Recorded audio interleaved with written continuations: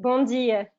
Gostaria de dar as boas-vindas a todos os participantes nesse webinar sobre o Brasil na chamada Green Deal do Programa Europeu Horizonte 2020. Meu nome é Charlotte, represento a iniciativa europeia EURAXES no Brasil e América Latina, a partir do Rio de Janeiro. Agradeço a participação dos nossos 3 palestrantes e co-organizadores desse webinar, Laura Maranha, do setor de Ciência, Tecnologia e Inovação da Delegação da União Europeia no Brasil, Pablo Pérez, da Direção-Geral de Pesquisa e Inovação da Comissão Europeia em Bruxelas, também chamada de DGRTD, Elisa Nátola, assessora de Cooperação Brasil e Europa do CONFAP, que vão apresentar tudo que os pesquisadores do Brasil precisam saber quando consideram participar da chamada Green Deal com parceiros europeus.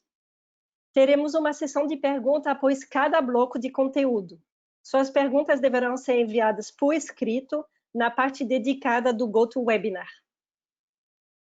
O webinar terá uma duração de 1h30, vai ser gravado e colocado à sua disposição no site da EURAXES Brasil, assim como os slides dos participantes. Assim vocês vão poder ter acesso a todos os links.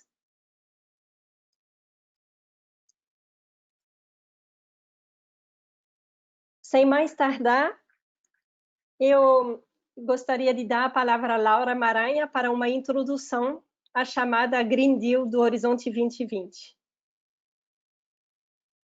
Muito obrigada, Charlotte. Um bom dia a todos que nos acompanham aqui do Brasil. Boa tarde para quem nos acompanha de outros lugares. Laura, pode colocar a sua apresentação em tela cheia? Sim. Pronto. Vocês podem ver? Obrigada. Uhum. Então, muito obrigada pela participação de todos. Como disse a Charlotte, eu trabalho aqui no setor de Ciência, Tecnologia e Inovação da Delegação da União Europeia no Brasil desde 2014, que foi o ano de início do Programa Horizonte 2020, né, que começou então em 2014 e acaba agora esse ano de 2020. E esse programa de pesquisa e inovação da União Europeia teve uma mudança nas regras de elegibilidade para financiamento automático. Todas as instituições do mundo, do Brasil e do mundo, são elegíveis para participação, mas em relação à elegibilidade de financiamento, agora as instituições brasileiras precisam de cofinanciar suas participações, né, na grande maioria das chamadas.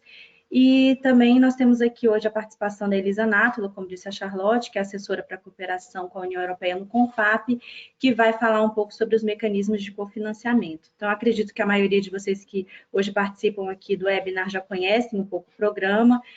Nós também, a Elisa vai falar um pouco sobre as especificidades, os tipos de chamada. E eu vou apresentar as linhas gerais dessa chamada, né, da chamada Green Deal, do Programa Horizonte 2020, e depois o meu colega Pablo Iliana Pérez, da Direção-Geral de Pesquisa e Inovação da Comissão Europeia, vai entrar mais em detalhes sobre uma chamada que menciona especificamente o Brasil como um parceiro estratégico. Né? Então, a chamada Europeia Green Deal, ela está inserida no Programa de Pesquisa e Inovação Horizonte 2020 e tem um orçamento de 1 bilhão de euros. Essa chamada, ela foi incluída na revisão do último programa de trabalho, que foi adotado em setembro de 2020. É uma primeira ação de pesquisa e inovação para apoiar o European Green Deal, o Pacto Verde Europeu. O que é o Pacto Verde Europeu? Ele é um plano da União Europeia para tornar a economia sustentável.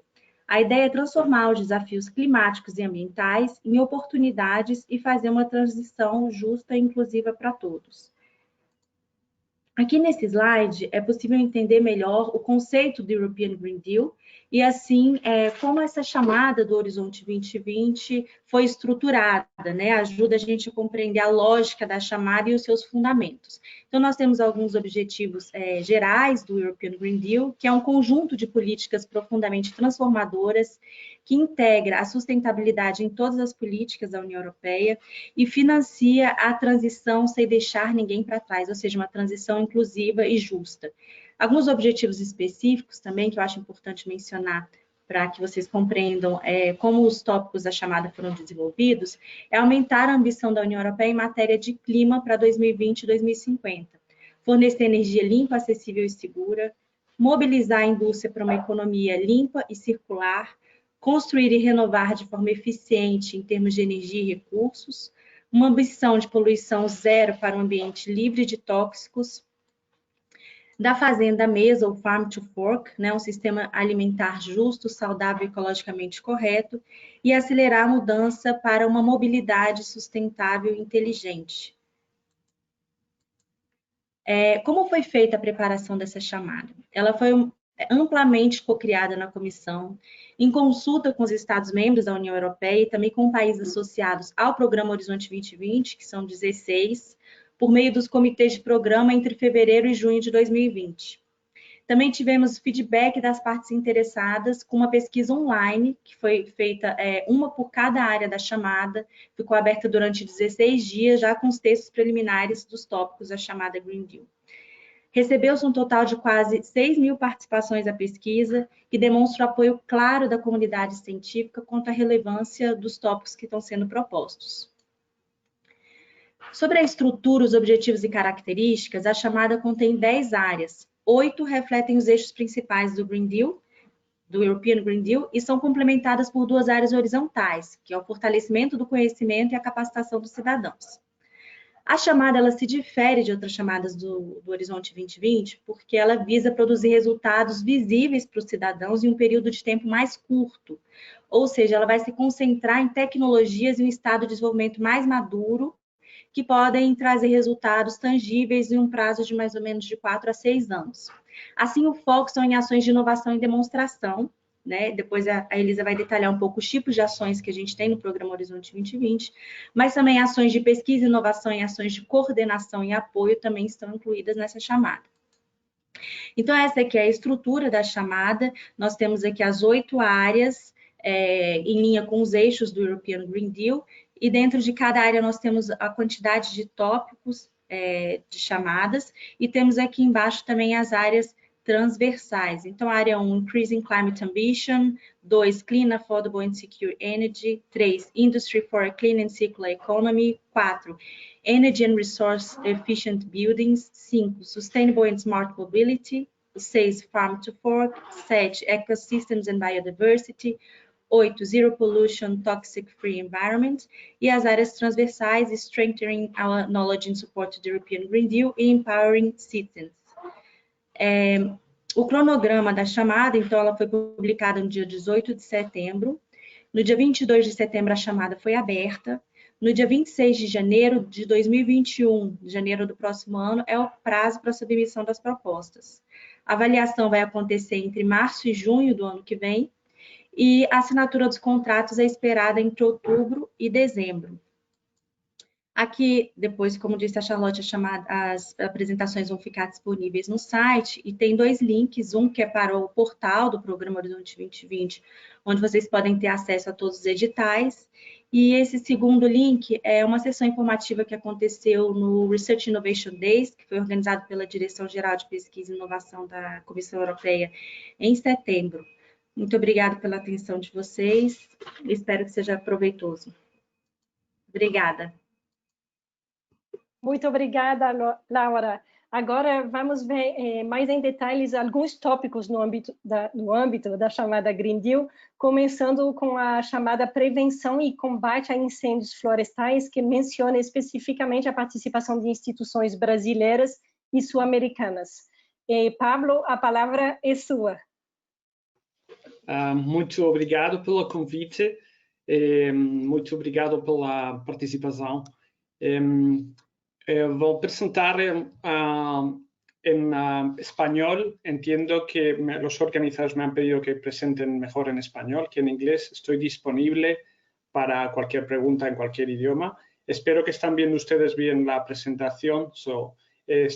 La llamada Green Deal, como ha presentado Laura, tiene muchos topics diferentes, pero hay un área, el primer área, que es Cross-Cutting Climate Ambition. Está el primer topic, que es precisamente prevención y combate de incendios, o la prevención y la lucha contra los incendios forestales.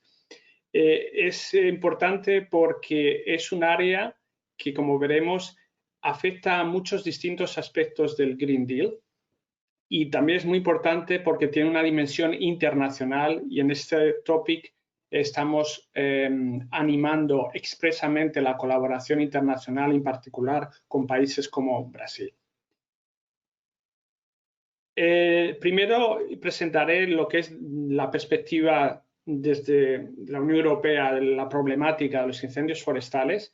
Después, en lo que es este topic, cómo queremos que las propuestas incluyan todas las fases de la gestión de incendios. Es lo que llamamos el enfoque holístico o enfoque integral, porque es muy importante que todas las propuestas incluyan preparación, prevención, detección, respuesta, restauración y adaptación frente a los incendios forestales. Y finalizaré mencionando las sinergias que hay a nivel internacional, cooperación internacional, también con otras actividades de la Unión Europea y en particular con actividades disponibles también a nivel internacional de los programas europeos de espacio. Bien, pues como Laura ha presentado muy bien, la llamada Green Deal es una llamada de Horizonte 2020 que refleja una de las nuevas grandes prioridades de la Comisión Europea, este Pacto Verde, que tiene muchas prioridades, pero entre ellas incluye como prioridades inmediatas la reducción de la incidencia y la extensión de los incendios forestales, así como tener más capacidad de predicción y de gestión de los desastres medioambientales.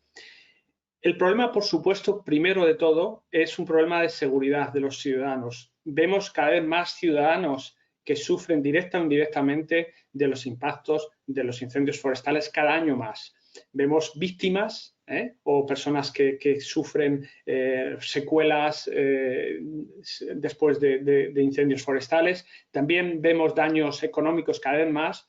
Vemos en Europa tenemos lo que llamamos las áreas Natura 2000. Estoy seguro que en Brasil también son áreas protegidas por su biodiversidad, por su importancia, y estas áreas protegidas también se ven muchas veces afectadas por los incendios. Lo que es importante señalar que este tipo de problemas de incendios forestales solían ser prácticamente solo en el sur de Europa, desde Portugal, España, sur de Francia, Italia, Grecia, pero lo que vemos también cada año más es que empieza a haber más y más problemas en el centro, en el este e incluso en el norte de Europa. En los últimos años, por ejemplo, en Suecia han tenido problemas muy graves y es ahora un problema que se siente ya a nivel de toda Europa y, por supuesto, como bien saben ustedes también, a nivel internacional. ¿Por qué es tan importante? Pues porque vemos que los incendios, en particular los tipos de incendios extremos, cada vez van a ser más frecuentes. Esto significa más polución, más daños de ecosistemas, menos biodiversidad. Y lo que es importante señalar es que los incendios forestales son a su vez causa y efecto del cambio climático.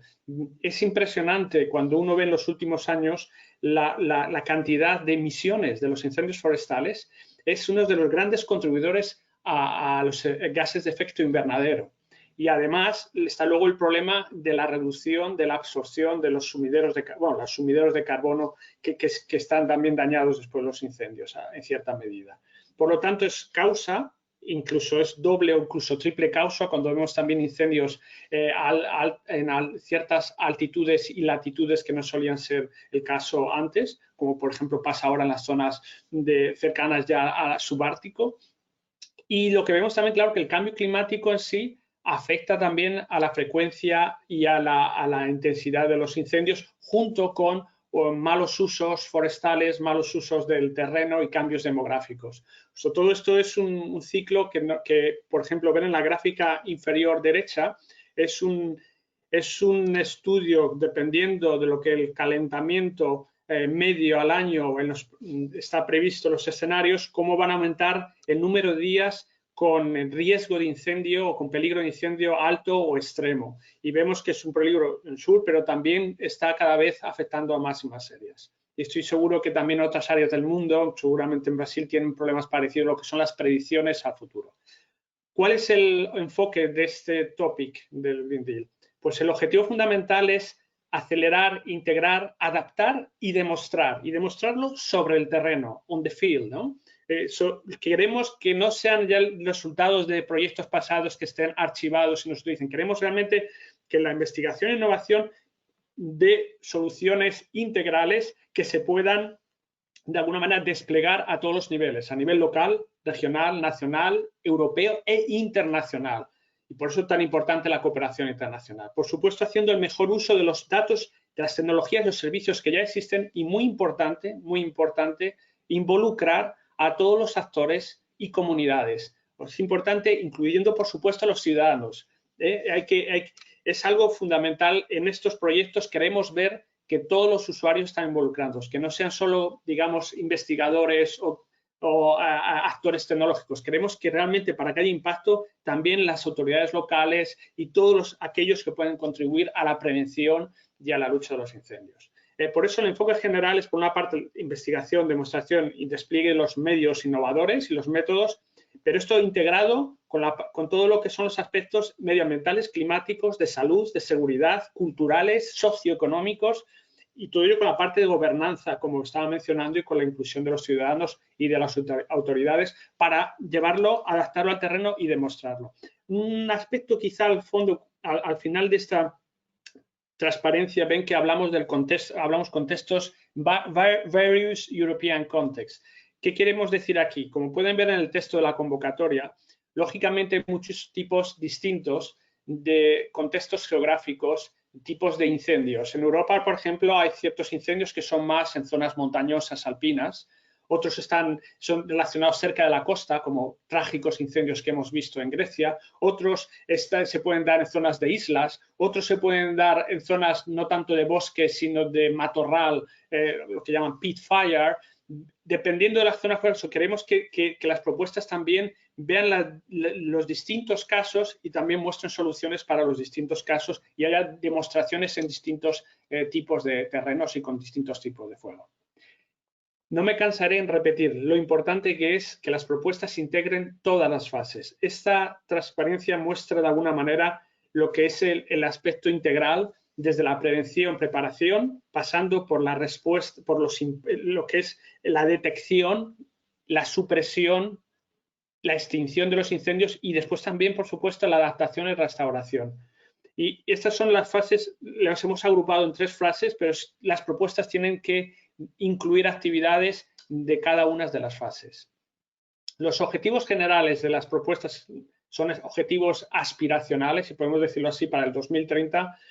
La aspiración sería que no hubiera víctima ninguna, que no hubiera víctimas de los incendios forestales, reducir a la mitad las emisiones accidentales, reducir las emisiones en un 55%, que este 55% es, digamos, el nuevo objetivo para el 2030 a nivel de la Unión Europea, las emisiones de gases de efecto invernadero.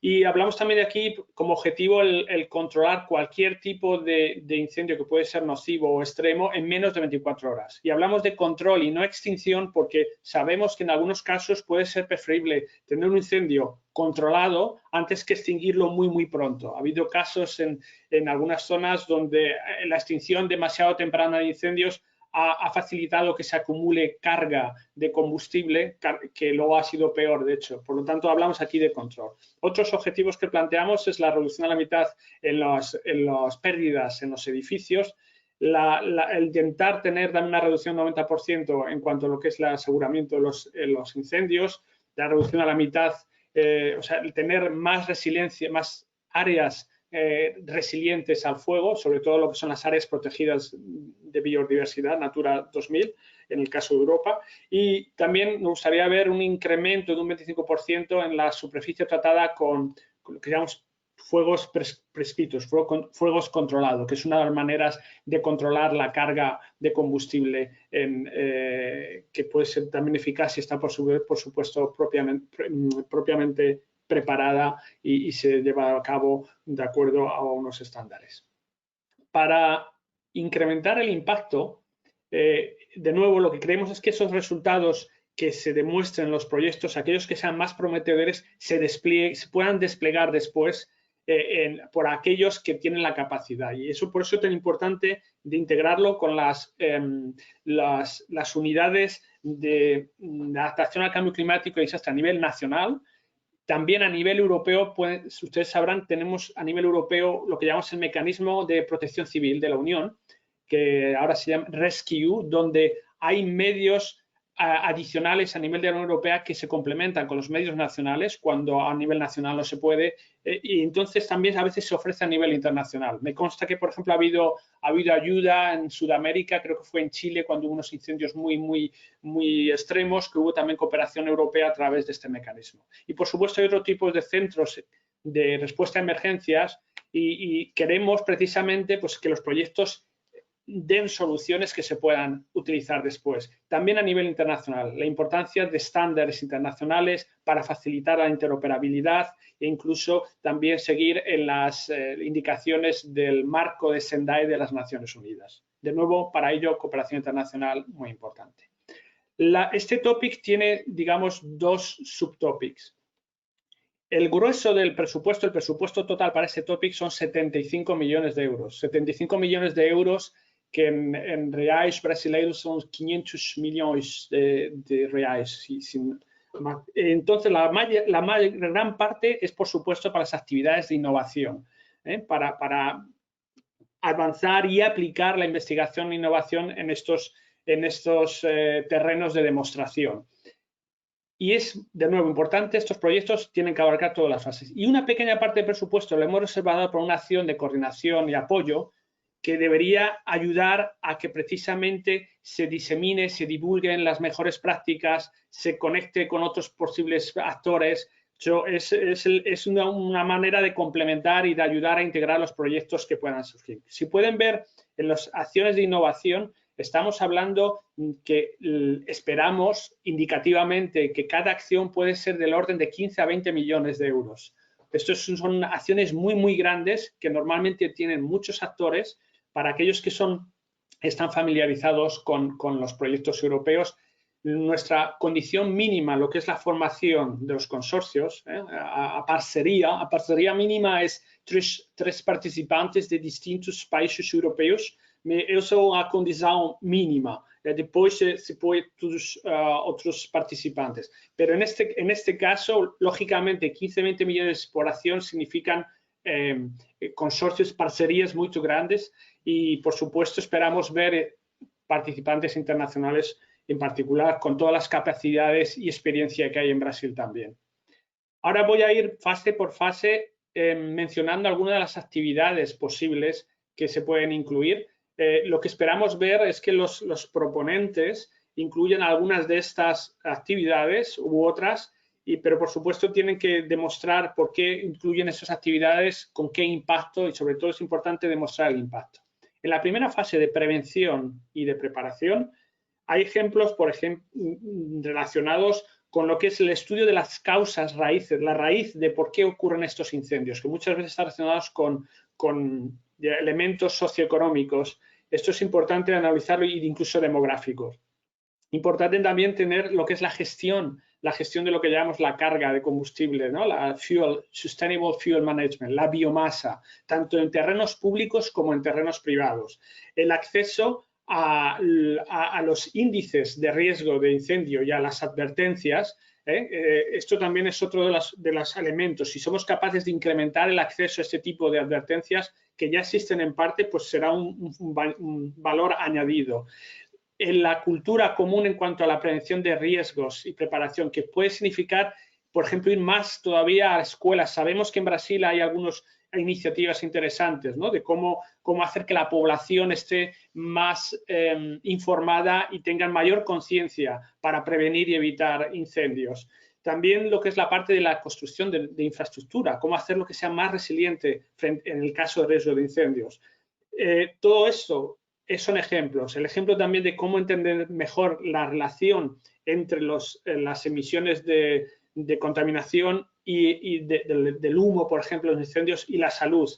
Incluso lo que es a nivel global, cuál es el impacto de los fuegos, de los incendios a nivel histórico y hoy en día, cómo se relaciona con el cambio climático. Esto sería la primera fase. La segunda fase, que es la fase en la que personalmente estoy más involucrado, pues trabajo en la parte más aeronáutica.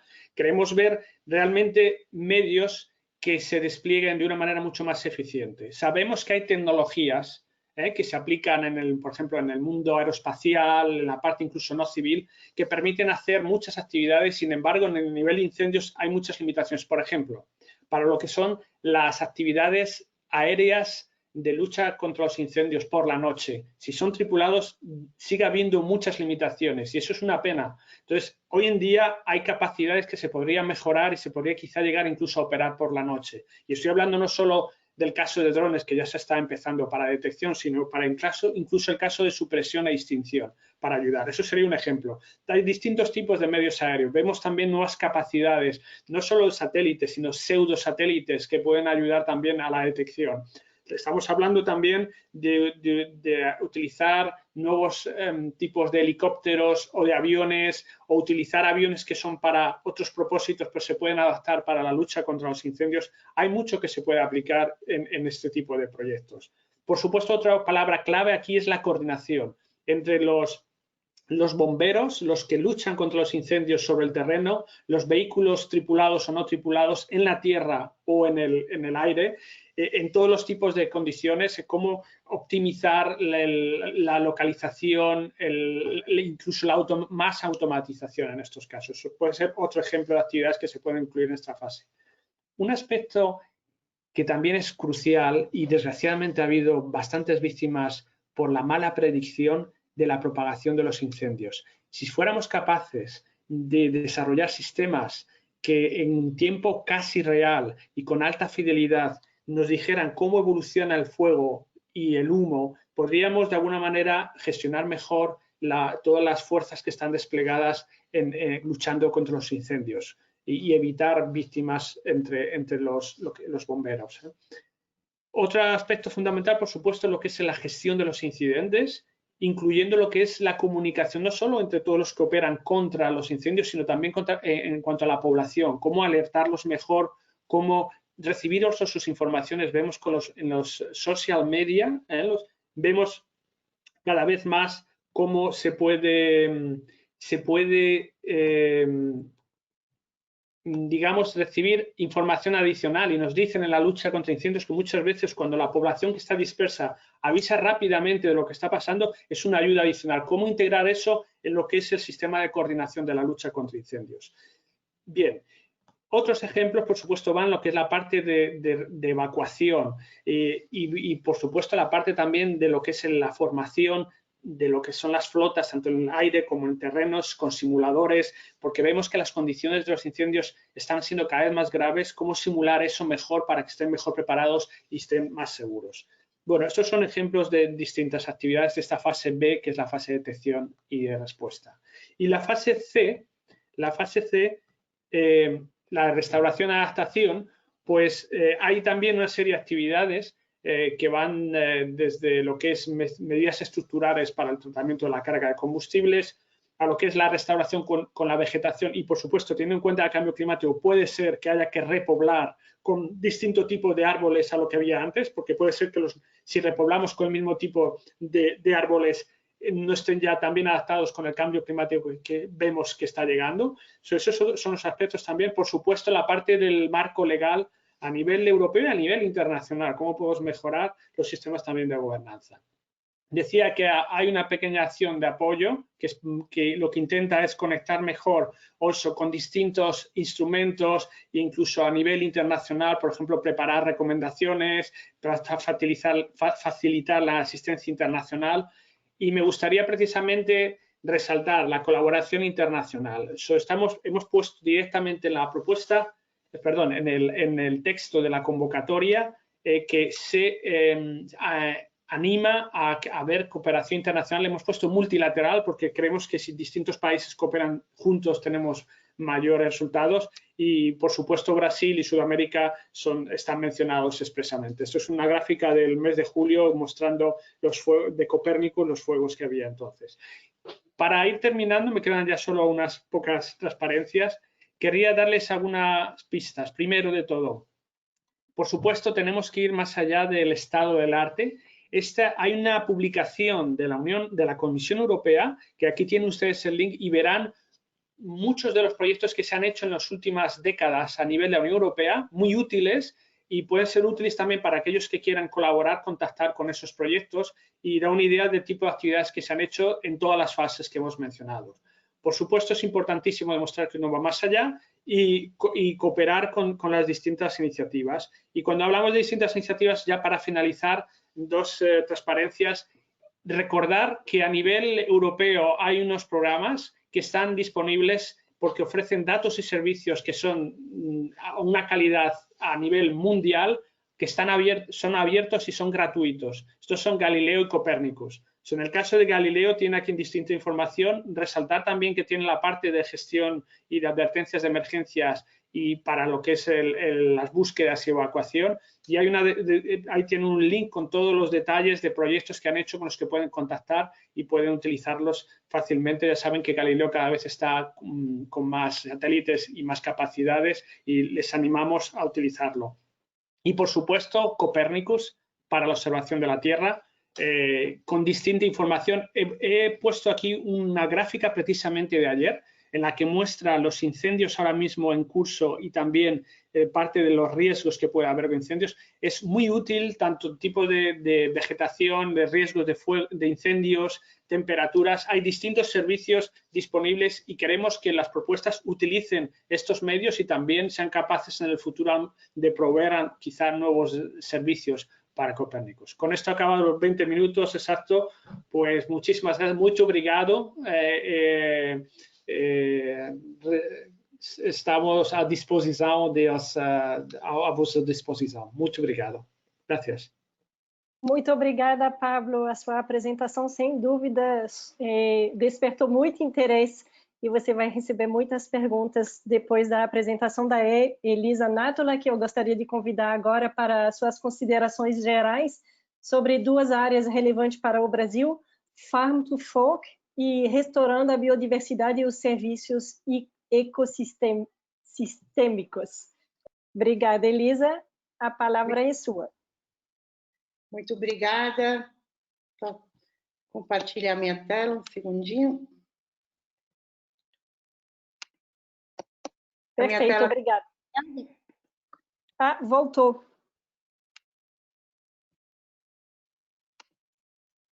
Agora sim. Ok, porque não estou vendo mais a tela do lado, mas não tem problema. Eu sou... Só um minuto, porque a visualização não está boa. Só um minuto, por favor.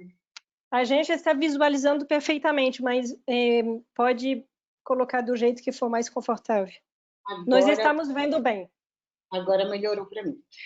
Então, muito obrigada pelo convite, muito obrigada pela participação. Vejo que temos muitos participantes conosco, então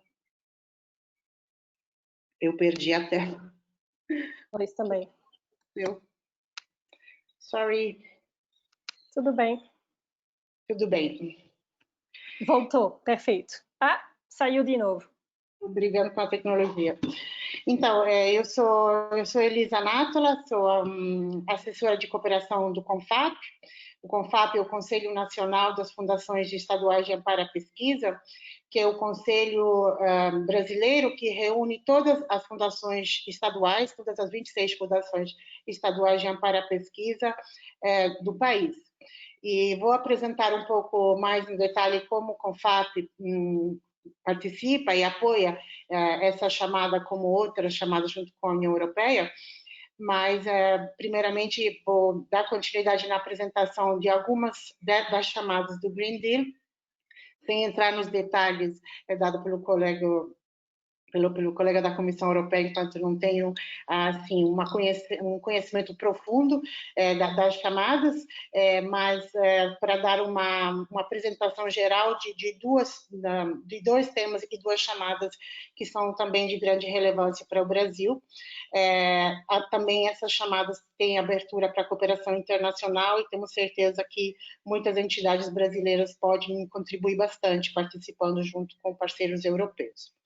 Então, dentro das áreas que a colega Laura, da delegação, já apresentou, eu vou dar um detalhe a mais sobre duas áreas, que é From Farm to Fork, Ecosystems and Biodiversity, que tem, respectivamente, um tópico cada um que eu vou apresentar. Então, a primeira chamada na área de agricultura é baseada sempre no conceito do European Green Deal, e tem assim muitos documentos também de referência, como o colega também apresentou, que explicam qual é a estratégia europeia que fundamenta as chamadas desenvolvidas no âmbito do Green Deal. E essa chamada específica, ela é voltada a testar e demonstrar inovações sistêmicas para um sistema da fazenda à mesa que seja sustentável. Então, na preocupação geral de contribuir a amenizar a mudança climática e alcançar um desenvolvimento sustentável, na área específica da agricultura, a chamada ela volta a avaliar os sistemas de consumo e de produção e como eles afetam o meio ambiente no seu sentido da atmosfera, da água, da poluição do solo, e como isso também afeta a perda de biodiversidade, assim como o bem-estar animal. Também tem um foco na chamada sobre a questão do desperdício alimentar e de como também a alimentação afeta o ser humano, a população e a saúde. E também, nesse momento específico de pandemia, a chamada também aborda assuntos que são ligados aos sistemas alimentares e como a pandemia tem afetado o sistema geral alimentar e a questão da pobreza alimentar. Então, esse também é um foco. A gente pode ver, nesse caso, como no caso anteriormente apresentado, que tem muitos elementos, tem muitos aspectos que são cobertos por essas chamadas, e ela é muito densa de conteúdos, então eu convido depois para analisar com muita atenção o texto, para poder entender como poder atender os desafios, porque cada chamada tem que ser lida principalmente entendendo como é que ela é estruturada, ou seja, quais são os vários desafios que precisam ser alcançados com os projetos a serem apresentados e implementados em seguida. Então, como isso será alcançado? Através do apoio de projetos de inovação. Então, eu vou explicar isso no momento seguinte, mas como também a colega Laura antecipou, o objetivo da comissão, na maioria das chamadas, é de apoiar projetos que são voltados para a inovação, então a aplicação da pesquisa e desenvolvimento de inovações que tem um nível de evolução muito elevada. Aqui tem alguns níveis que se chamam Technology Readiness Level, que eu vou explicar em seguida, que está para significar que os projetos devem ter um elemento muito forte de inovação, de aplicação e proporcionar soluções concretas, práticas e alcançáveis, em um prazo de tempo bastante curto. Por isso que, na própria chamada, identifica quais são os impactos que se desejam. E os impactos, eles têm um prazo, eles têm que mostrar um prazo de impacto bem breve, se pensamos que 2030 é o prazo que é indicado para a chamada, que os projetos apresentados possam propor soluções inovadoras que possam gerar já impactos em breve e também atender as estratégias mais amplas do European Green Deal e da estratégia Farm to Fork, e também ter uma abordagem mais sistêmica, ou seja, envolver, como já foi apresentado do colega para a chamada de incêndios, não apenas o ambiente de pesquisa ou de inovação, mas uma questão mais sistêmica, ou seja, entender também, envolver também o nível de governança, o nível de empresas, de investidores, de empreendedores, várias instituições, e ter também o engajamento da sociedade, então um engajamento dos cidadãos que possa gerar uma mudança também de comportamento, que isso tudo depois impacta nos objetivos estratégicos mais gerais. Essa chamada ela é dividida em 6 subtópicos. E será a orientação é que será apoiado um projeto para cada subtópico. E também depois tem que ler com muita atenção a chamada, porque cada subtópico tem seus próprios objetivos específicos e impactos desejados. Então, a leitura tem que ser feita de uma forma, assim, por tópico também. Os tópicos são... o primeiro é para ter um sistema de produção que possa reduzir as emissões. O segundo é para que os sistemas agrícolas possam ter um modo de funcionar que tenha uma abordagem para reuso de energia e aumentar a eficiência energética, tanto nos vários processos, da produção, à distribuição, até a conservação e a preparação dos alimentos. Também tem muita atenção à questão também que impacta bastante na saúde, que é o uso, e no meio ambiente, na biodiversidade, dos usos de pesticidas. Então, pesticidas que sejam deletérios para o meio ambiente, então redução desse elemento e tentar diminuir tudo que isso gera em termos de poluição para recursos naturais, como água, solo e atmosfera. Também tem atenção para a redução dos usos de antimicrobianos na produção, e assim como a parte de desperdício alimentar.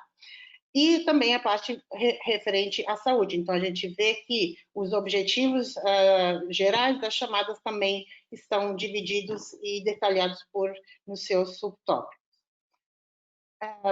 Vou passar para uma outra chamada agora, que entra na área 7, que é baseada sobre a estratégia de biodiversidade para poder aumentar, assim, melhorar a qualidade de vida e o meio ambiente com, assim, mais atenção e valorização dos recursos naturais.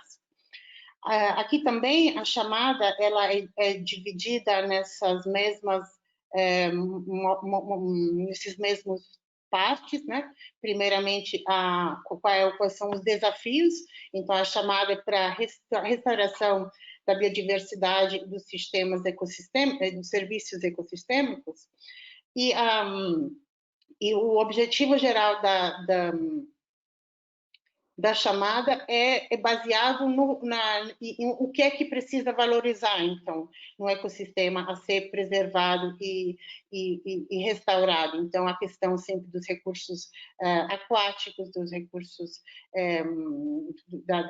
do meio ambiente no sentido mais amplo, né? Então, também impacto dos desastres naturais, das epidemias, a questão climática, a questão da perda de biodiversidade, a mudança de uso do solo e também dos usos do solo e dos recursos aquáticos no senso mais amplo, tanto recursos de águas internas quanto oceânicas.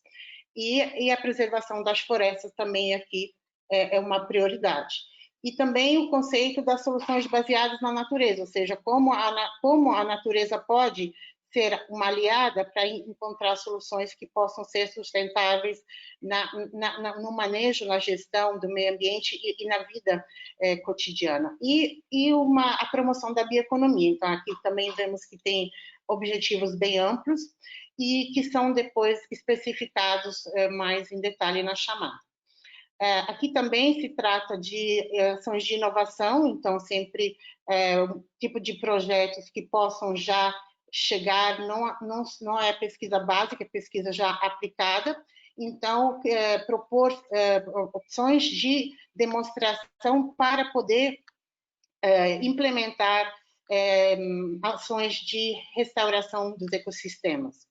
E também isso aqui se aplica tanto à área, assim, a parte terrestre quanto aquática, tanto marinha, costeira ou marítima.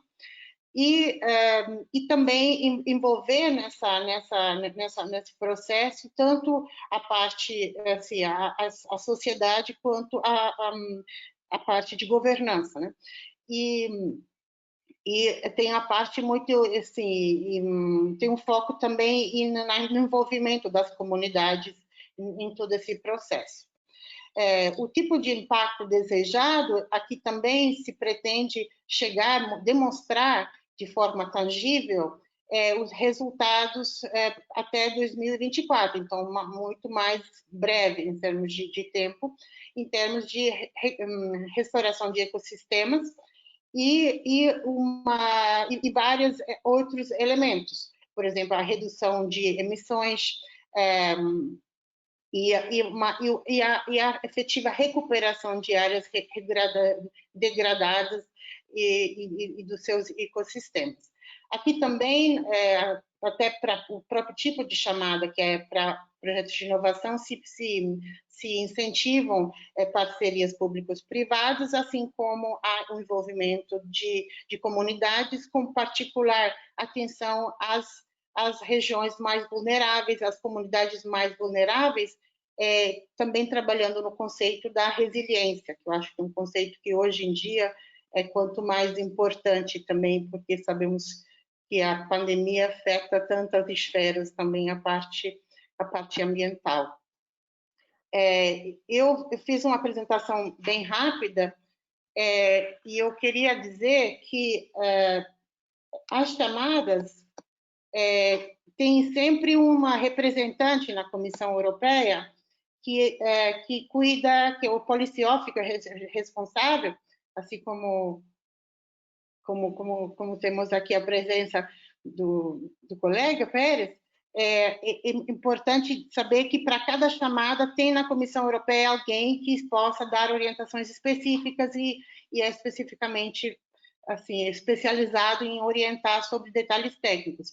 Igualmente, tem uma rede de pontos nacionais de contato para todas as chamadas do Programa Horizonte 2020. Eu, pessoalmente, sou o ponto de contato nacional do Programa de Mobilidade, que são as ações Maria Skłodowska-Curie. Então, sobre isso, eu tenho mais assim, entro a fundo dos programas e das chamadas. Para as chamadas Green Deal também tem, no Brasil não temos, mas isso não impede de poder acessar, porque a rede é aberta no mundo inteiro. Então, no portal da Comissão Europeia, que eu vou mostrar mais na minha próxima apresentação, vocês podem encontrar os contatos em todos os países da União Europeia e países terceiros para poder ter explicações e esclarecimento mais técnicos sobre essas chamadas e as outras também. E, por enquanto, vou parar. Obrigada. Muito obrigada, Elisa, pelas informações super claras que você passou e por mencionar os NCP, os pontos de contato nacional, que são sempre uma fonte segura e confiável para vocês conseguirem informação sobre as chamadas do seu interesse. Eu vou convidar os nossos panelistas a ligar suas câmeras para responder às perguntas. Laura, vamos começar com você. Você pode explicar novamente, vamos entrar no detalhe da participação das instituições brasileiras no segundo módulo, com a segunda apresentação da Elisa, mas você confirma que as instituições brasileiras devem se juntar a parceiros europeus para formar um consórcio e submeter uma proposta, né?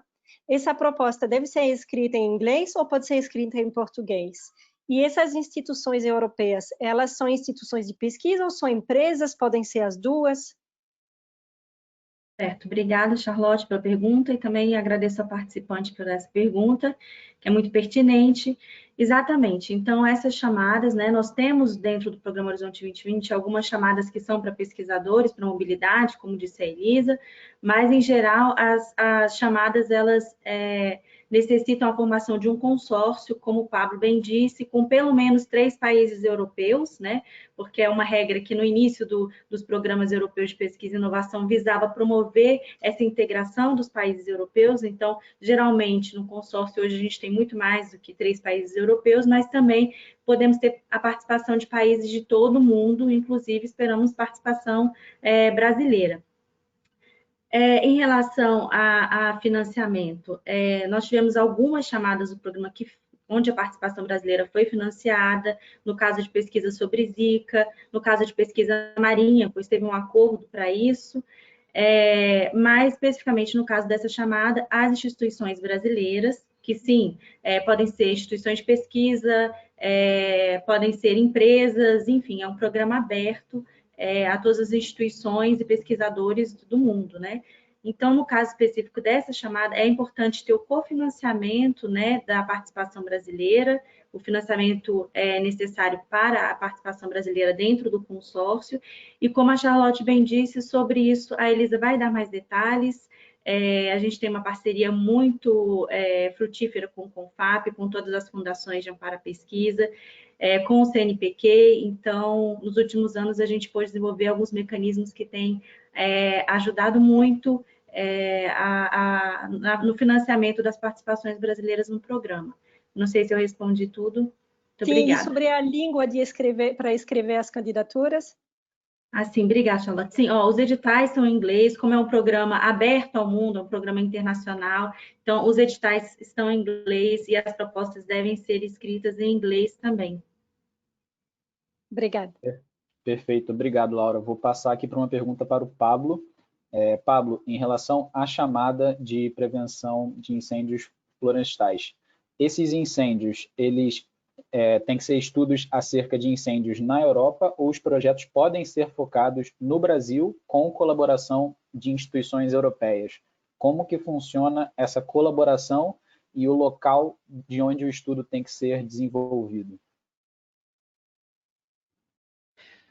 Muito obrigado.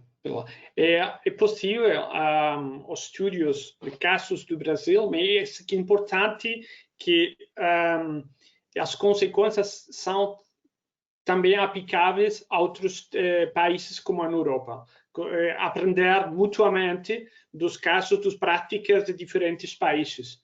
É possível mostrar que não é uma coisa somente específica do Brasil, mas se pode aprender, comparar com outros casos e assim a melhorar todos juntos. Não? Perfeito.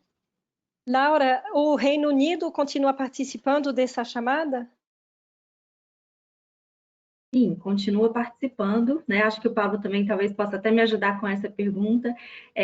A informação que eu tenho é que eles estão negociando a associação para o próximo programa, Horizonte 2020. Então, nós temos 16 países associados, como eu falei, ao programa de pesquisa e inovação. Além dos países membros da União Europeia, possivelmente a gente acredita que o Reino Unido vai se associar ao próximo programa e ainda continua associado, parte do programa Horizonte 2020.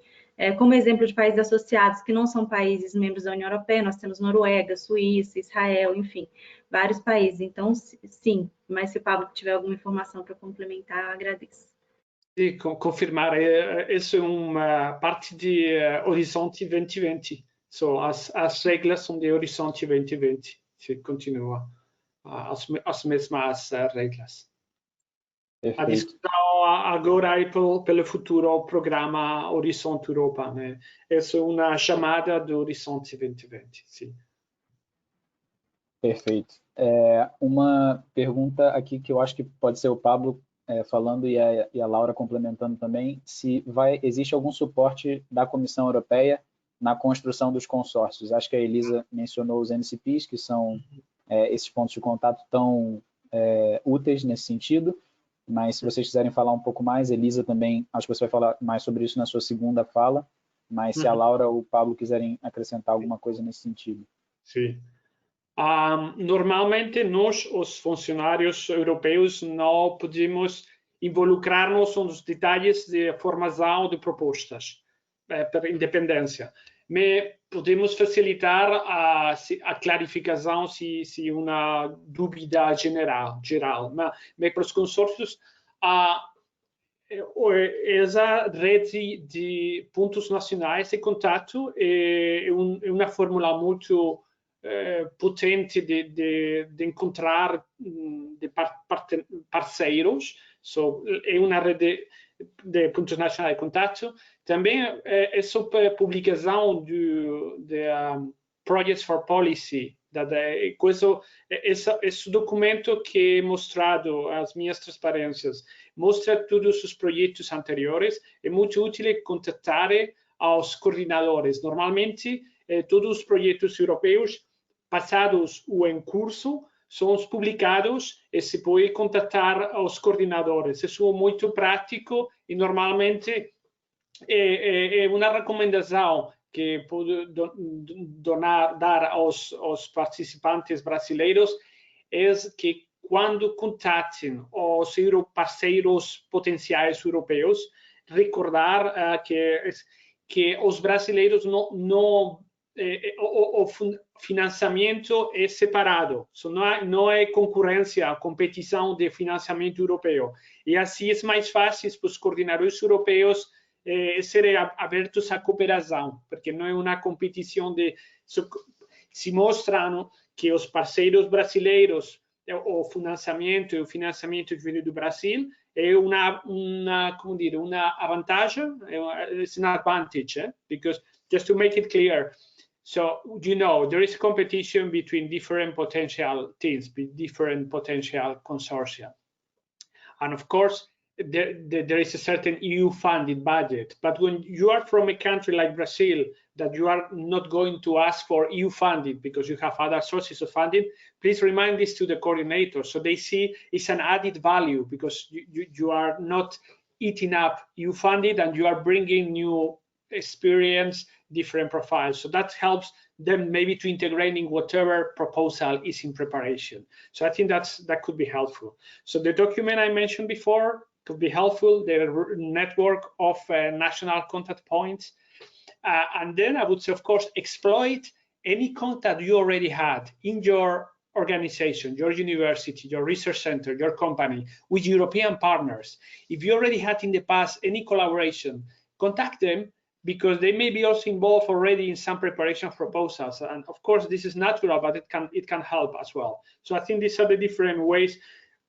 We cannot, sometimes in general terms we could, if there is common interest, facilitate that, but that's why we have this kind of events to try to facilitate the contacts. I'm trying to think out what else could be of use, but I think we have mentioned all. But Laura, Charlotte, please complement, Elisa, whatever other means you think it could be useful for connecting potential partners. Elisa is going to present now. Na apresentação da Elisa, vamos falar sobre esse tema, encontrar parceiros. Elisa, o público está esperando ansiosamente para a sua próxima apresentação, então eu deixo você compartilhar a sua tela. Muitas perguntas foram antecipadas sobre a sua segunda apresentação, então vamos deixar a palavra para você sobre cofinanciamento e diretrizes para participações brasileiras.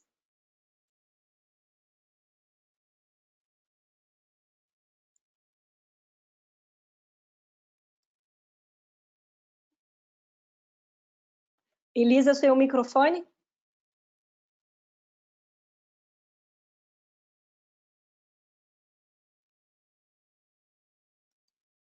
É comigo. Agora sim. Agora sim. Ok. Então, muitos assuntos já foram abordados, mas vamos entrar um pouquinho mais em detalhe.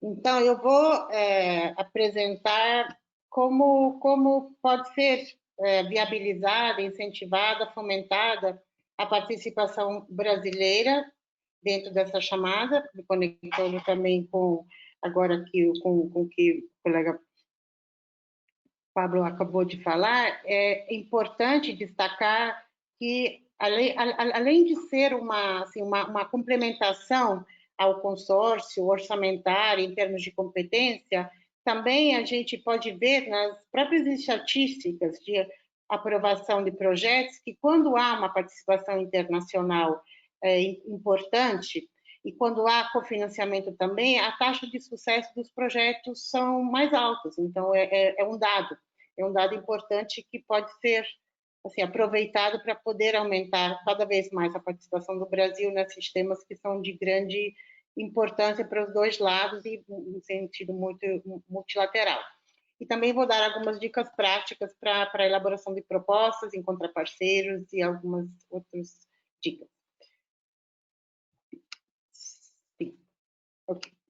Então, primeiramente, é importante destacar qual é o contexto, qual é o amparo jurídico dessa cooperação. Porque é importante entender quem são as instituições que estão atrás disso, que fizeram esse grande esforço, porque essa mudança de 2014 para frente foi bastante traumática, por um lado, porque foi realmente uma mudança grande. O Brasil era um dos maiores parceiros participantes e agora se encontrou numa situação de ter que cofinanciar, então tivemos que inventar soluções. Só um segundo, que minha bateria está baixando, preciso me mudar, faz parte do home office.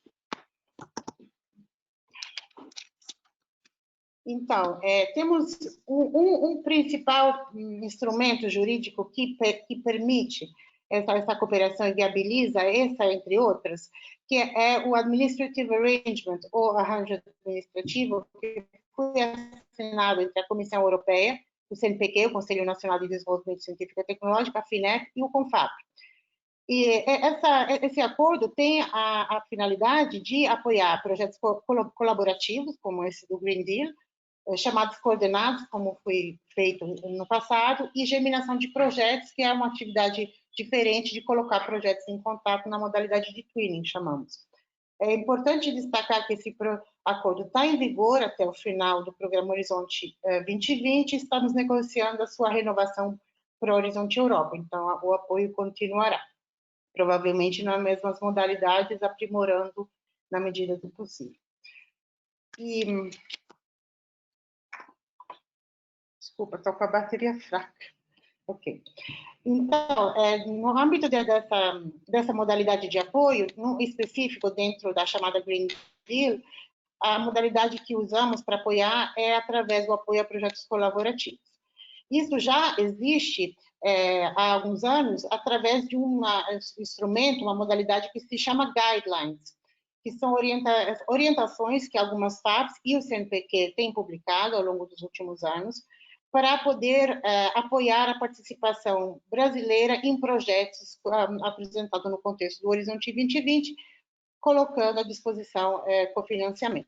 Essas guidelines podem ser, o que temos até agora, pode ser abertas ao programa inteiro, e em alguns casos focadas em chamadas específicas. Isso tem, essas duas modalidades pequenas, nem todas as FAPs têm publicado guidelines para o programa inteiro, e também, em alguns casos, a gente prefere mesmo fazer específico para a chamada, para poder divulgar melhor, para poder sensibilizar mais a comunidade científica de inovação, para poder ter uma participação mais ampla. Então, temos feito isso recentemente com o programa Marie Curie, no Research and Innovation Staff Exchange, e agora, com o Green Deal, vamos também publicar em breve uma chamada. Especificamente, vamos lançar uma chamada, que é prevista seu lançamento para dia 3 de novembro, então, semana que vem, estamos do lado do CONFAP finalizando adesões dos estados que pretendem participar, e também temos a participação do CNPq. Então, praticamente todos os pesquisadores e todas as entidades do país inteiro podem participar, sim, e podem pedir apoio, porque teria ou fundações apoiando ou o CNPq. E também, assim, a chamada que vamos lançar é aberta a todas as áreas do Green Deal, sendo que, em alguns casos, é possível que algumas fundações possam destacar algum tema que é mais prioritário, que é mais sentido no próprio Estado. Nesse sentido, tem que verificar cada caso a caso e contatar o Estado ou o CNPq vai apoiá-las todas, então, nesse sentido, é bem flexível. Então, vamos lançar a chamada no dia 3 de novembro, o prazo para apresentação no contexto do Horizonte 2020 é o mesmo, é o 26 de janeiro, e depois a gente vai dar um tempo a mais, até 1º de março, para poder receber as propostas submetidas aqui no Brasil. Como funciona essa questão de submeter a proposta? Porque, primeiramente, é preciso compor um consórcio internacional respeitando as regras de elegibilidade e apresentar o projeto no contexto do Programa Horizonte 2020, segundo as regras. Mas também precisa submeter para as fundações ou para o CNPq o que é solicitado como cofinanciamento. Então, é um projeto que é apresentado em nível nacional que tem que incluir, assim, tem que fazer referência a um projeto já submetido. E ele só será aprovado também em nível nacional se o projeto maior submetido no H2020 é aprovado. Aqui, só para mostrar rapidamente, assim, eu falei que todos os tópicos são apoiados, então, em todas as áreas, tópicos serão apoiados. Então, a questão dos incêndios, cidades inovadoras, assim, não vou entrar no detalhe, porque tudo isso pode ser encontrado no nosso site, no site da Euraxas, no site da Comissão Europeia, mas a gente vai poder abrir para todos esses tópicos, em todas as áreas. Então, como funciona na prática? Precisa, primeiramente, respeitar as regras de elegibilidade da chamada H2020. Então, o projeto tem que respeitar as regras de número de parceiros, de tipologia de ação, de objetivos e tudo para poder se encaixar na chamada H2020. Mas também é preciso verificar o que é que as FAPs, o que é que o CNPq vai poder apoiar nesse contexto. Porque cada agência de fomento, seja o próprio CNPq quanto as FAPs, tem suas próprias regras. Pode apoiar até através de um outro mecanismo de financiamento, pode apoiar uma outra tipologia de despesa ou orçamento. Então, é fundamental consultar a FAP do seu estado e também o CNPq, ou somente a FAP, depende de quem participa das FAPs finalmente, mas é importante verificar quais são as modalidades de fomento, quais são os custos elegíveis, qual é o total máximo possível, porque é importante ser alinhado e não pedir algo que seja fora da linha. Mas é importante também alinhar antes e fazer com que as FAPs sejam conscientes. O CONFAP também, se estiver informado, consegue ajudar mais, estamos sempre à disposição para isso. Então, isso só uma questão de elegibilidade de regras. É importante destacar, e algo que também emergeu nas perguntas, que o projeto não pode ser apresentado por um coordenador brasileiro. Por quê? Porque o coordenador dos projetos, que são formados em modalidade de consórcio, tem que ser elegível para gerenciar o recurso para o consórcio inteiro. Então, da mesma forma que não pode ser elegível a receber recursos, tampouco pode gerenciar recursos para o restante do programa, do projeto.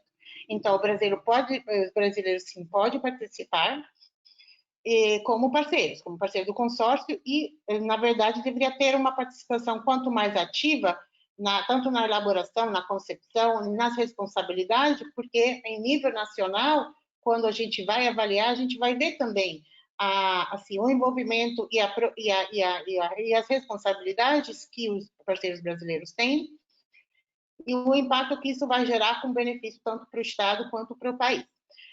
Uma questão também respondendo a uma pergunta sobre quem pode participar, pesquisadores, empresas, tudo isso tem que ser verificado com as agências de fomento. Tem algumas linhas de ações que podem ser dirigidas mais para inovação, mais para pesquisa, então isso tem que ser verificado caso a caso, dependendo do estado em que se encontra o proponente. Agora, vamos para algumas dicas práticas. Então, a gente viu que tem vários tipos de projeto, Innovation Action, Research and Innovation Action, e então, primeiramente, precisa, nas várias chamadas, porque além daquelas que foram apresentadas hoje, tem toda aquela lista que eu mostrei rapidamente, cada uma tem uma tipologia de projeto, é importante entender isso para saber que tipo de ações é possível desenvolver. Então, as Research and Innovation Acts são projetos colaborativos que tem uma parte principal de pesquisa e tem uma parte muito assim, focada de aplicação, tipo um piloto. Sendo que as Innovation Actions têm mais uma vertente mais para inovação, então é para desenvolvimento de protótipos, aplicação da pesquisa e algo aplicado. As Coordination Support Action, como já fui antecipado, são medidas que vão apoiar certas áreas para poder dialogar melhor, fazer redes. Então, essa tipologia tem que também se refletir no próprio projeto proposto, porque eles são muito diferentes também. Mas, assim, a regra geral é sempre ter uma participação, o mínimo que é indicado, o mínimo 3 entidades de 3 países membros ou associados, é o mínimo, né? Mas a média normal dos projetos que seja um pouco acima disso, também dependendo do recurso que dá a chamada, provavelmente é um consórcio mais extenso. E o Brasil acima desse mínimo. Vocês podem ver durante, assim, dentro de algumas chamadas, por exemplo, aquela do From Farm to Fork, que tem a indicação do Technology Readiness Level, ou seja, ele indica que tipo de projeto vai ter que ser proposto. Então, diversos níveis e escalas de inovação. E essa aqui é uma definição da Comissão Europeia, que precisa estudar com atenção para ter certeza que as ações propostas atendem um nível indicado como nível de inovação.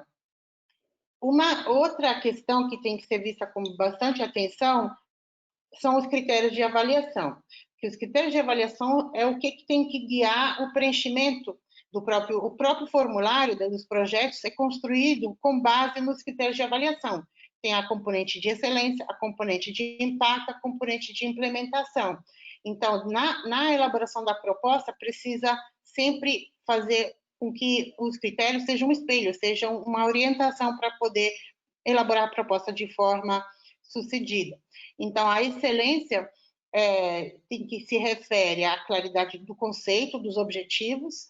Então, também abordando todas as questões multidisciplinares, né? Mostrar a credibilidade da abordagem e como essa abordagem vai além do que existe, além do estado da arte. Então, destacar aqui a excelência. Às vezes, o mesmo conteúdo tem que ser explicado em outras modalidades em outras partes. Por exemplo, na parte do impacto, precisa, primeiramente, ver quais são os impactos indicados na chamada, para poder salientar como o projeto contribui nesses impactos desejados, e também e tudo que pode ser um crescimento em termos de inovação, de competitividade, de desenvolvimento, e também dar muito destaque a como os resultados dessa pesquisa podem ser exploitados, aproveitados, disseminados, comunicados, como tem o engajamento da sociedade. Então, essas partes são explicadas nessa parte. Depois tem a parte da implementação, que é, de fato, como a construção do projeto deve ser desenhado. Então, o plano de trabalho, a divisão das atividades, a divisão das tarefas. Então, por exemplo, nesse caso, a participação do Brasil. É importante que tenha alguma ou work package, ou task, alguma atividade em que o Brasil seja responsável, que está liderando, para poder também mostrar que tem um engajamento efetivo no projeto, né? E também nessa parte se explica a composição do consórcio e as suas complementariedades. Por quê? Por que essas entidades se reuniram? Qual é a experiência? Qual é a expertise que está sendo reunida? Qual é a inovação também dessas competências reunidas? E também mostrar que o projeto é um projeto sólido, que tem capacidade, condições de ser gerenciado de forma correta, de forma tanto da gestão, da implementação do projeto, quanto a parte financeira. Nesse sentido, uma recomendação é encontrar um coordenador que tenha já experiência nisso, porque são projetos difíceis de gerenciar, então é importante que tenha alguém que tenha uma sólida experiência para poder depois acompanhar o projeto de forma eficiente.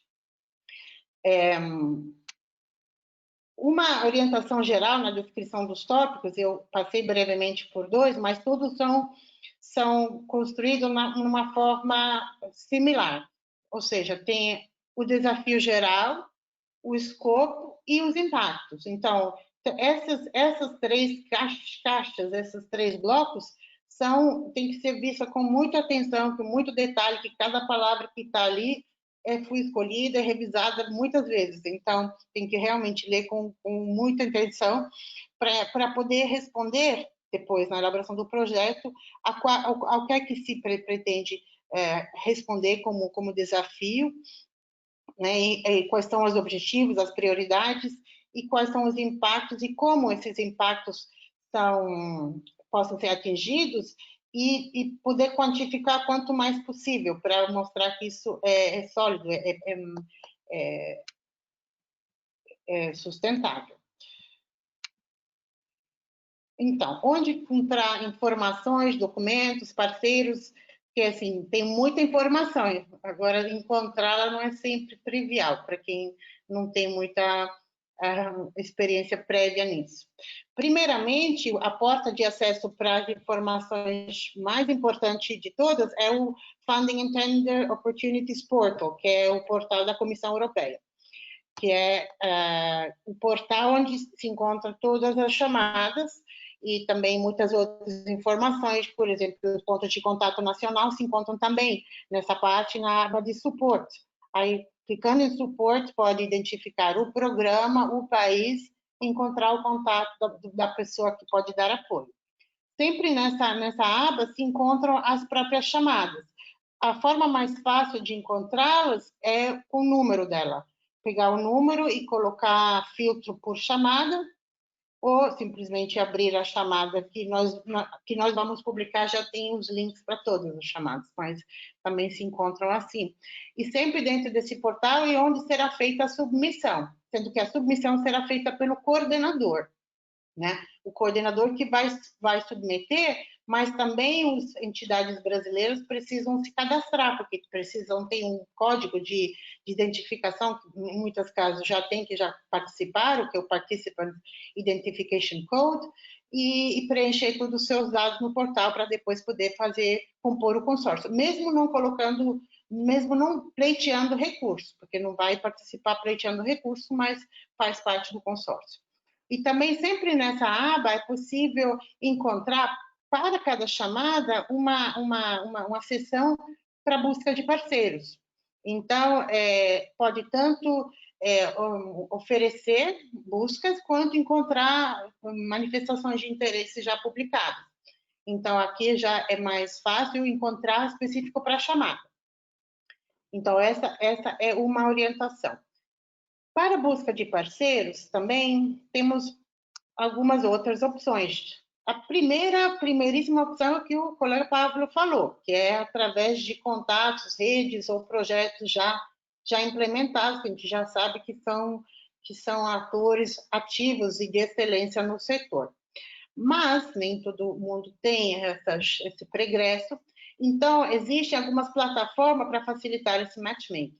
Uma delas é um projeto financiado pela União Europeia também, que se chama Enrich, em Brasil, que é para aproximar o Brasil e a União Europeia na cooperação em ciência, tecnologia e inovação. E um dos serviços que o projeto tem desenvolvido é a criação de uma plataforma para matchmaking, que é disponível através desse link no site do Enrich. E como funciona? Precisa, primeiramente, se cadastrar e colocar a sua própria descrição dentro da plataforma, e internamente a plataforma proporciona a poder entrar em contato com outros perfis e ofertas publicadas. Então, a própria plataforma, essa aqui não é visível se não faz o cadastro, tem que primeiro se cadastrar e entrar na plataforma.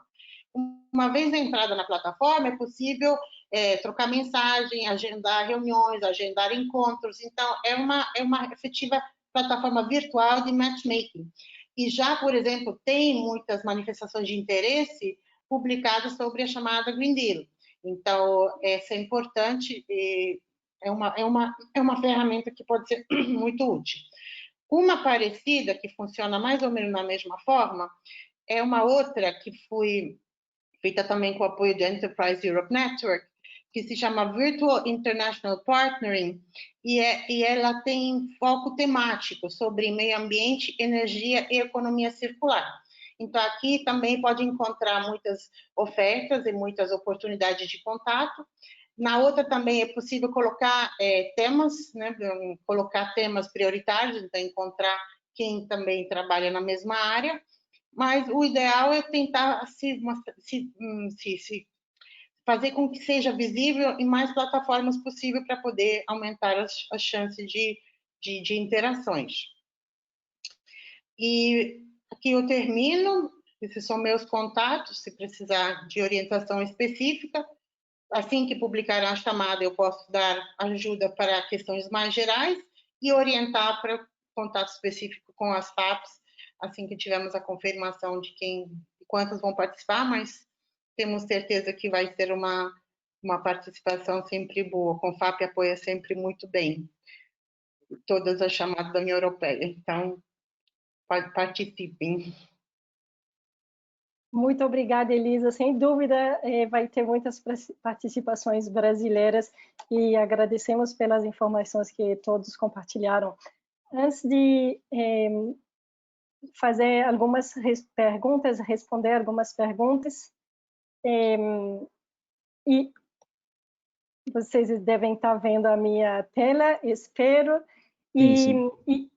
Obrigada. E mostrar que estamos à disposição dos pesquisadores do Brasil para fornecer informações, explicações e apoio aos pesquisadores e às instituições que buscam realizar uma temporada na Europa ou cooperar com cientistas do velho continente, como no caso dessa chamada do Green Deal. EURAX é uma iniciativa da Comissão Europeia promovendo e facilitando a mobilidade de pesquisadores e o desenvolvimento de carreira. Por isso, nós no Brasil, EURAX Brasil e América Latina e Caribe, informamos vocês quando tem uma chamada relevante da Comissão Europeia para pesquisadores e instituições brasileiras, mas também chamadas dos Estados-membros brasileiras, etc., que financiam essa mobilidade ou essa cooperação científica. Além de informar, nós organizamos sessões de informações para fornecer mais detalhes e também, às vezes, até treinamentos para vocês prepararem as suas candidaturas. Nós entrevistamos brasileiros que passaram pelo processo de submeter uma candidatura a uma chamada europeia e compartilham dicas, e todo esse conteúdo vocês vão encontrá-los no site da EURAX, no Brasil e na América Latina, que vocês estão vendo nas suas telas. Podem acessar com o endereço lac.euraxes.org ou brasil.euraxes.org. Nós não temos todas as respostas, mas sabemos onde procurar, então vocês podem fazer suas perguntas que teremos prazer em ajudar. As atividades da EURAXES, além da América Latina e do Caribe, se organizam em 5 pilares, e vocês podem contar com a EURAXES para encontrar um trabalho ou um fomento para financiar a sua pesquisa em mais de 40 países europeus e além, na academia ou também no setor privado. Vocês também podem testar suas habilidades e desenvolver novas habilidades úteis para pesquisadores ao longo das suas carreiras. E vocês podem usar o portal EURAXES Partnering para encontrar parceiros ou serem encontrados. Complementando as ferramentas que Elisa também compartilhou, vocês podem usar esse portal, eu estou mostrando aqui para vocês, para buscar instituições que manifestam interesse, que estão cadastradas no portal EURAXES e que manifestam interesse em colaborar com outros para submeter uma proposta ao Horizonte 2020, a outra chamada. Então, não deixem de consultar esse portal, mas também de vocês cadastrarem as suas instituições para aumentar sua visibilidade internacional e ser encontrados por europeus que buscam parceiros. Isso complementa, obviamente, toda a atividade proativa que vocês podem ter para encontrar parceiros e entrar num consórcio europeu. No portal EURAXES, vocês podem ainda encontrar informações e apoio personalizado para os pesquisadores que estão prestes a realizar uma temporada na Europa e buscam informações práticas para preparar a sua chegada no seu país de destino junto com suas famílias ou não.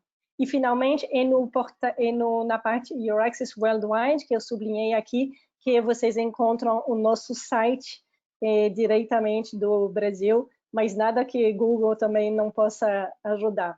Para usar todas as ferramentas da Euraxis, eu sugiro que vocês façam seu cadastro, vocês vão poder publicar seu perfil pessoal como pesquisador e também o perfil da sua instituição e manifestar interesse em encontrar parceiros. Em outras palavras, Euraxis, como vocês viram, temos muitos eixos de atuação. Eu diria que somos um pouco o posto Ipiranga da pesquisa na Europa. Então, não hesitem em explorar o portal e entrar em contato conosco para o que pudermos ajudar. Nós temos ainda alguns webinars previstos, hoje à tarde em espanhol, sobre preparar propostas bem-sucedidas aos fomentos para os hispanofalantes da nossa audiência, mas também em novembro, no dia 17, um webinar sobre o Conselho Europeu de Pesquisa e depoimentos de brasileiros que conseguiram uma dessas bolsas prestigiosas, seja curta ou longa, porque o CONFAP tem agora uma chamada super interessante para vocês realizarem uma estadia curtas. Nós vamos falar sobre isso um pouco no dia 17 de novembro e ainda no dia 8 de dezembro um webinar surpresa, porque esse ano foi complicado, então nós queremos trazer um pouco de bem-estar e de relaxamento para os pesquisadores como presente de Natal. Fiquem atentos às nossas atividades nas nossas mídias sociais, onde vamos compartilhar os links para vocês se cadastrarem e não hesitem em entrar em contato pelo e-mail brasil@euraxis.net caso vocês tenham dúvidas sobre mobilidade de pesquisadores, cooperação com europeus. Bem, agora eu gostaria de dar a palavra para o meu colega Daniel para respondermos a algumas perguntas. Se os meus colegas querem ligar suas câmeras e seus micrófonos, lembro que os slides e a gravação desse webinar vão estar disponíveis daqui a 2 dias no máximo no site da Euraxis e vocês estão vendo agora o link. Daniel? Perfeito. Uma primeira pergunta aqui para a Elisa, já sobre a participação brasileira. No caso do CONFAP, algumas chamadas, são FAPs específicas que participam de algumas chamadas, e no caso do Green Deal, existe essa divisão, todas as FAPs estão participando, e quem são as pessoas que os pesquisadores de cada estado têm que entrar em contato? Com a própria FAP do estado ou com você diretamente no CONFAP, com alguma pessoa especificamente no CONFAP? Então, nessa chamada, como em todas as chamadas que publicamos, nós apresentamos a chamada para todas as FAPs e a gente recolhe adesões, né? Às vezes as adesões chegam até posteriormente, que é possível que uma chamada fique aberta há muito tempo, alguma FAP muda de posição e decide apoiar. Isso está indicado na chamada, caso isso é alterado, a gente publica um corrigendo e isso é logo em seguida atualizado. Por exemplo, na chamada IRC, que publicamos junto com o Conselho Europeu de Pesquisa e o CNPq, que publicamos agora há pouco, tivemos 16 adesões, depois mesmo dia de publicado, mais uma virou 17. A gente deixa isso bem claro. O ponto de contato para essas chamadas com a União Europeia, no CONFAP sou eu, e para questões de elegibilidade precisa contatar diretamente a Fundação de Amparo à Pesquisa do Estado. Caso isso seja difícil por algum motivo, eu posso facilitar esse contato. Mas o CONFAP não pode responder sobre regras de elegibilidade de recursos que são diretamente gerenciados pelas FAPs, porque os programas são bem diferentes entre um estado e outro. Então, o contato pode ser feito tanto nos 2 níveis, dependendo do que é que se precisa saber. Mas, de qualquer forma, se não tiver participação do estado onde a pessoa ou a instituição se encontra, é possível sempre participar através do CNPq. Isso é uma excelente notícia. Obrigada, Elisa. No caso das áreas temáticas que não foram apresentadas hoje, tem 10 áreas temáticas na chamada Green Deal, foram apresentadas 3, por Pablo e por Elisa. As instituições brasileiras apoiam apenas essas 3, Elisa? Não. A chamada é apoiada em todas as áreas. Nós apenas conseguimos apresentar 3 por uma questão de tempo e de competências, porque também, assim, o especialista é o Pablo para a área dele, mas assim, eu também me improvisei um pouco, não dava para apresentar todas. Mas, gente, se tiver dúvidas sobre áreas específicas, a gente orienta, e se não tiver resposta, a gente procura ajuda dos pontos de contato nacional específicos para cada chamada. Mas sim, a chamada vai ser lançada dia 3 e sim vai ser lançada para todas as áreas.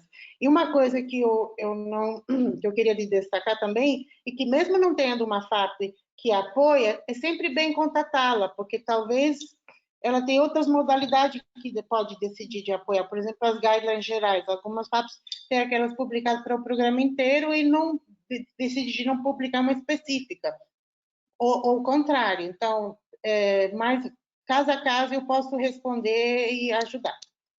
Muito obrigada, Elisa. Então, todas as instituições do Brasil podem se candidatar em qualquer área do Green Deal que a sua Fundação de Amparo do seu estado participe dessa chamada do CONFAP ou não. Isso é uma excelente notícia mesmo. Participem. Eu posso aproveitar para dizer uma coisa? Temos uma outra chamada. Temos muitas atividades que o CONFAP apoia, então, mas uma que é bem sinérgica com os temas do Green Deal é uma chamada que se chama BioDiv Restore, junto com a plataforma Biodiversa, a Water JPI e a Comissão Europeia.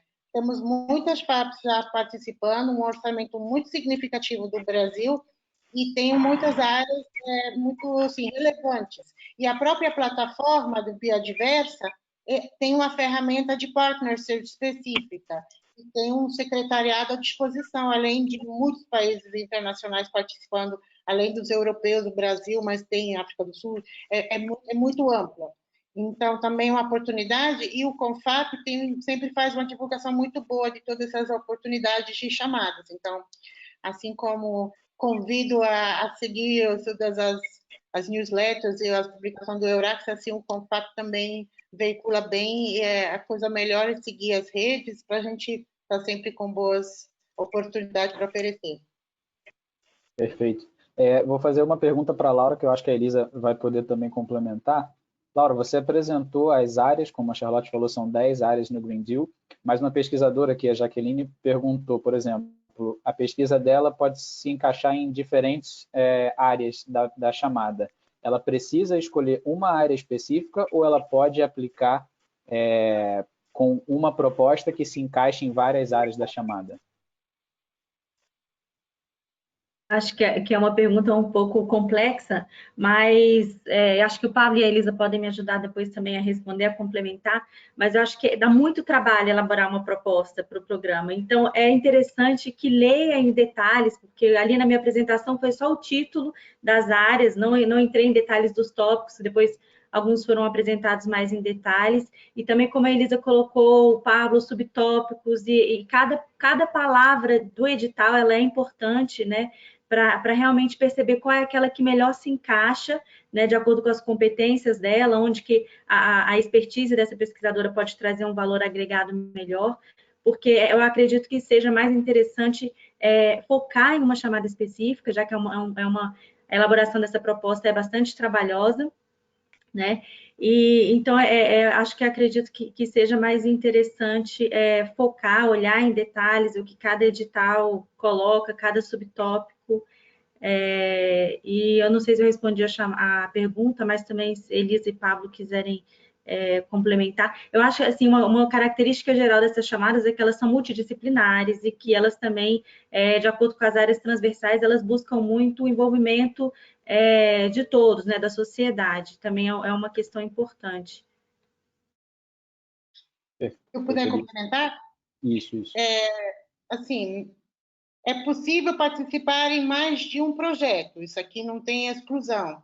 Tem muitas chamadas abertas, tem muitos consórcios se preparando, claro, não é muito sábio colocar a mesma chamada em 2 consórcios que estão rivais, porque aí não funciona, até porque quando uma coordenador convida um parceiro a fazer parte, o parceiro assina uma exclusividade para aquele consórcio, até porque ele tem acesso a informações confidenciais, então ele ele assina um Non-Disclosure Agreement, um acordo de exclusividade e de confidencialidade, que são projetos extremamente confidenciais em termos de conteúdo, especialmente estamos falando de innovation, tem muita coisa sensível.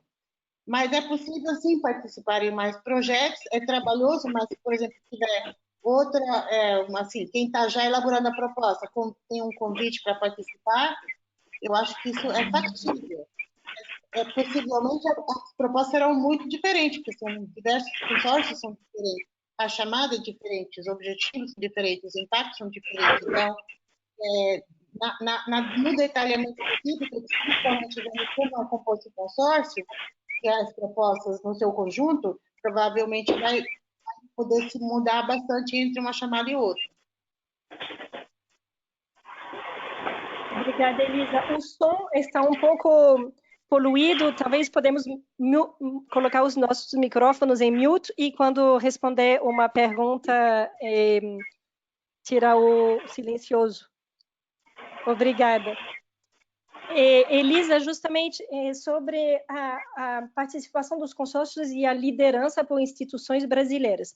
Você disse muito claramente que instituições brasileiras não podem liderar um consórcio porque elas não podem receber o fomento da Comissão Europeia. No entanto, elas podem liderar um work package?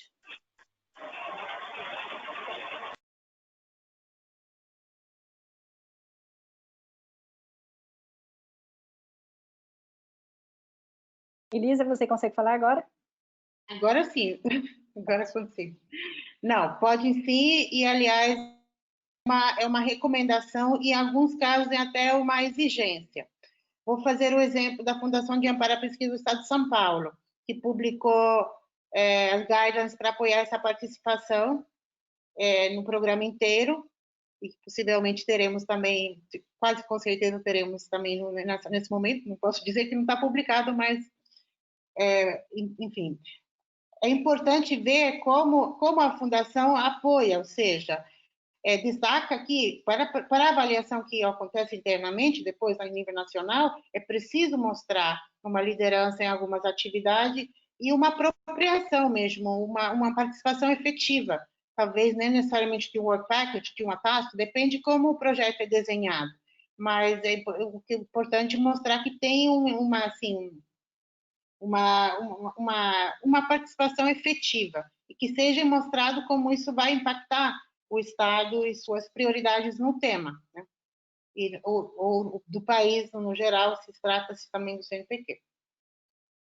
Obrigada, Elisa.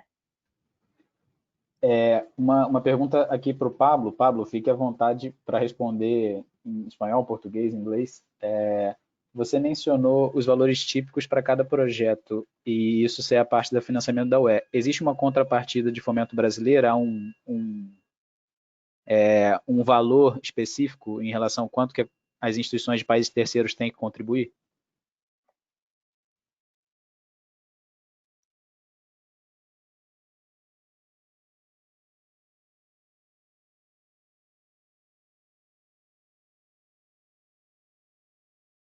Pablo.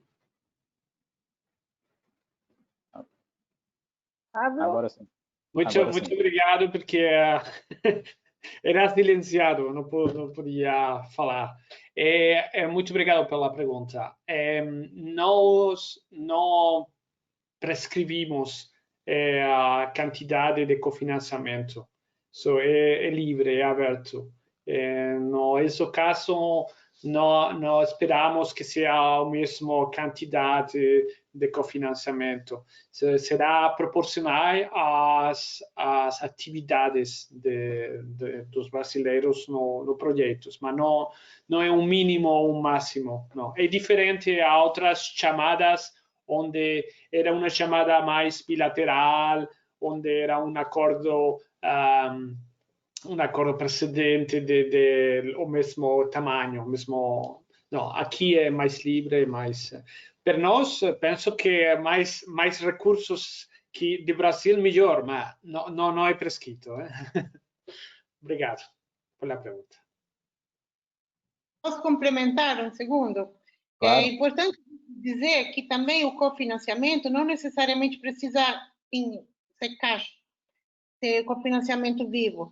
A Comissão Europeia aceita como cofinanciamento o próprio trabalho, as próprias infraestruturas disponibilizadas, ou seja, qualquer contribuição é considerada como um cofinanciamento equivalente, né? Claramente tem que ser proporcional ao esforço desempenhado no projeto, e isso tem que ser especificado claramente, porque a credibilidade da proposta, na sua parte de implementação também, é mostrar uma certa correspondência entre o que é que está se querendo fazer e como, através de quais medidas. E também, assim, não precisa também ser cofinanciamento da fundação, das fundações ou do CNPq. Existem projetos em que o cofinanciamento é de outra fonte, por exemplo, aquele parceiro já tem um projeto que já está sendo implementado, que é complementar, que pode ser sinérgico, aquele também é um cofinanciamento. Aliás, se tiver mais de uma fonte de cofinanciamento, é até melhor. Obrigada, Elisa. E talvez uma última pergunta prática. A participação deve ser da instituição ou dos pesquisadores individuais? Então, depende do nível. Se a gente fala em nível europeu, tem que ter uma participação institucional, de entidade, alguma entidade que se cadastra, se deve ter assim, um vínculo com alguma instituição, né? Normalmente sempre tem isso. Mas dentro da descrição também da participação institucional se indicam as equipes, quem participa. Então, é possível ver quem são os pesquisadores principais e envolvidos ou outras pessoas.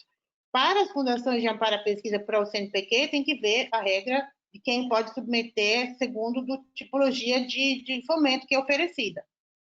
Tá? Então, assim, tem essa diferenciação. Agora, não sei se o Pablo quer complementar. Sim, como você ha explicado, sim, a cooperação normalmente a participação de entidades, não?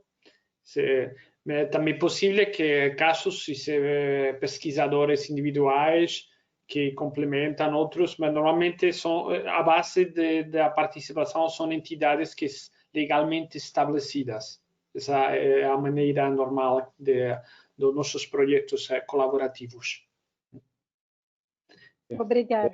Mas é possível se o projeto há uma parte como um grupo de assessoramento que se chama Advisory Board, por exemplo, é possível que dessa maneira uma conexão, uma participação indireta de outras entidades, se possível. Solamente por mostrar exemplos, eu laboro na aviação e nós temos colaboração da aviação, por exemplo, com a Embraer. Não? Embraer é um participante que há os recursos próprios ou de agências brasileiras sem recursos europeus. Isso é um participante mais, uma entidade legal registrada. E o projeto de segurança aérea também é uma parte que um advisory board e lá outras entidades que são participantes do Brasil também, por exemplo. Perfeito. Obrigado, Pablo.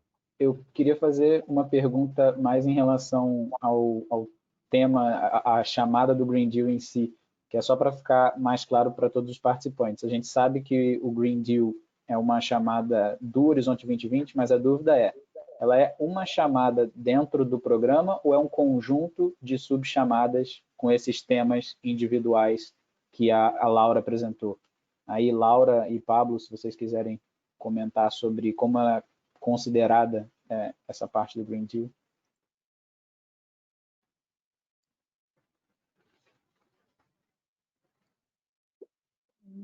Obrigada, Daniel. Ela é uma chamada do Horizonte 2020, né? Ela é uma chamada que está dentro do programa e que, na verdade, ela visa mobilizar a pesquisa e inovação para apoiar o Pacto Verde Europeu, o European Green Deal, que já é uma coisa maior, né? Como o Pablo explicou, é uma prioridade para a Comissão Europeia. E o objetivo principal é incluir a sustentabilidade em todas as políticas da União Europeia. Mas isso que a gente está falando aqui hoje do webinar está dentro do programa Horizonte 2020. Não sei se o Pablo quer complementar. Sim, a parte prática é cada topic, não? Se preparar a submissão de propostas per topic. Tudo está estabelecido, as partes práticas per topic. Isso é o enlace, o link que hemos mostrado nas apresentações. A minha apresentação é à fim. Não? Isso é verdadeiramente o enlace oficial para a proposta para enviar. E todas as condições são lá. Obrigada. Obrigada. Então, temos uma chamada Green Deal em apoio em um projeto político europeu e subtópicos 21, se não me engano, cada um podendo receber candidaturas de consórcios europeus com participação de brasileiros. Esperamos que a participação de brasileiros seja muito grande. Agradeço a todos pela participação hoje, aos nossos 3 panelistas e ao meu colega Daniel, e desejo uma boa tarde a todos.